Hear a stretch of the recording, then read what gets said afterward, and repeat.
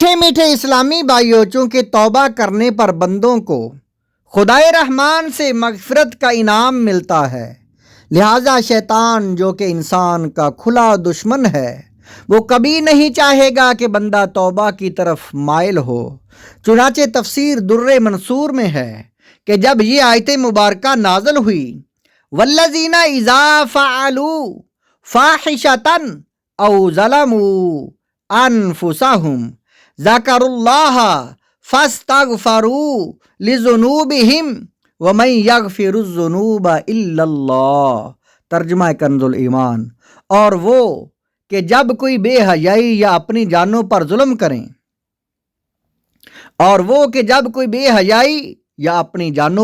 کریں، اللہ کو یاد کر کے اپنے گناہوں کی معافی چاہیں، اور گناہ کون بخشے سوائے اللہ کے۔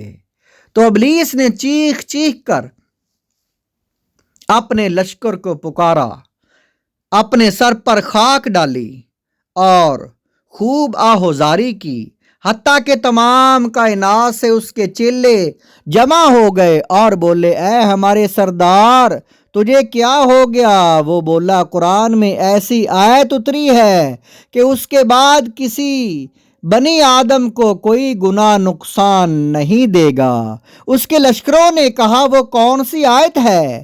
ابلیس نے انہیں مذکورہ آیت کی خبر دی تو اس کے چیلوں نے کہا، ہم ان پر خواہشات کے دروازے کھول دیں گے، وہ توبہ و استغفار نہ کریں گے، وہ نہ کر پائیں گے، توبہ و استغفار نہ کر پائیں گے، اور وہ اسی خیال میں ہوں گے کہ ہم حق پر ہیں۔ یہ سن کر شیطان خوش ہو گیا۔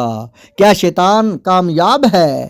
میٹھے میٹھے اسلامی بھائیوں، بیان کردہ حکایت میں شیطان کے چیلوں کا یہ کہنا انتہائی قابل تشویش ہے کہ ہم ان پر خواہشات کے دروازے کھول دیں گے کہ وہ توبہ و استغفار نہ کر پائیں گے، اور وہ اسی خیال میں ہوں گے کہ وہ حق پر ہیں۔ گویا کہ شیاطین کی یہ بات ہمارے لیے ایک چیلنج کی حیثیت رکھتی ہے، لہذا ہمیں میدان عمل میں اتر جانا چاہیے اور خود سے یہ عہد کرنا چاہیے کہ ہم ہر برے کام سے نہ صرف خود بچتے رہیں گے بلکہ دوسروں کو بھی نیکی کی دعوت دیتے اور برائی سے منع کرتے رہیں گے۔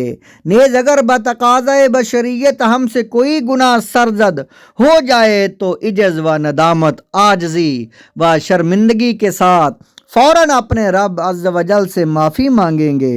مگر افسوس، فی زمانہ مسلمانوں کے کردار کی بدحالی اور ان کی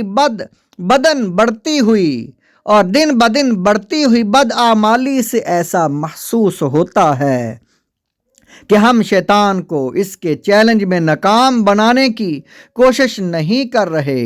غور کیجئے، شیطان کے چیلوں نے اسے پریشان دیکھ کر یہی دو باتیں کہی تھی، ہم ان پر خواہشات کے دروازے کھول دیں گے کہ وہ توبہ و استغفار نہ کر پائیں گے۔ وہ لوگ گناہ کرنے کے باوجود اسی خیال میں ہوں گے کہ وہ حق پر ہیں۔ واقعی آج کل گناہوں کے ذرائع اس قدر عام ہیں کہ ہر اٹھنے والا قدم انسان کو دانستہ و نادانستہ کسی نہ کسی گناہ کی طرف لے جاتا ہے۔ ابھی کچھ ہی عرصہ پہلے کی بات ہے کہ لوگ ریڈیو پر گانے اور ڈرامے سن لیا کرتے تھے، پھر ٹی وی ایجاد ہوا تو آواز کے ساتھ ساتھ تصویر بھی دکھائی دینے لگی، مگر اس میں کمی یہ تھی کہ جو دکھایا جا رہا تھا صرف وہی دیکھ سکتے تھے، اپنی مرضی کا کوئی عمل دخل نہ تھا۔ لیکن وی سی آر کی ایجاد کے بعد یہ کمی بھی پوری ہو گئی، پھر یکے بعد دیگرے ڈش، انٹینا اور کیبل کے ہیاسوز مناظر دیکھنے کے سینکڑوں مواقع فراہم کر کے گناہوں کی یلغار میں مزید تیزی پیدا کر دی۔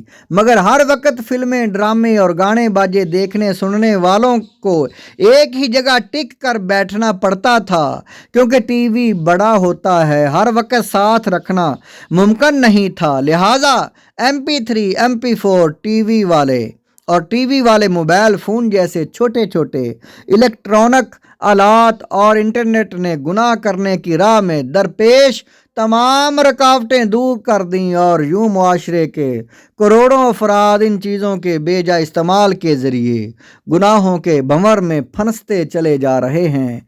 और मज़ीद अफसोस तो ये है कि गुनाहों में मगन होने के बावजूद अपने स्याह करतूतों को सही समझते हैं और सिर्फ यही नहीं बल्कि दूसरों के सामने अपने इस गुमान फासिद का इजहार करते और इस किस्म के जुरातमंदाना जुमले कहते हुए भी नज़र आते हैं कि सब चलता है, सब ठीक है, वगैरह वगैरह। यकीनन इसी सोच ने मुआशरे को तबाही के दहाने पर ला खड़ा किया।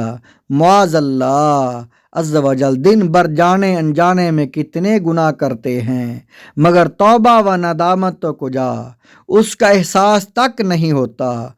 और जिसे ये एहसास ही नहीं कि उसने गुनाह किया है, वो तौबा की तरफ कैसे आएगा।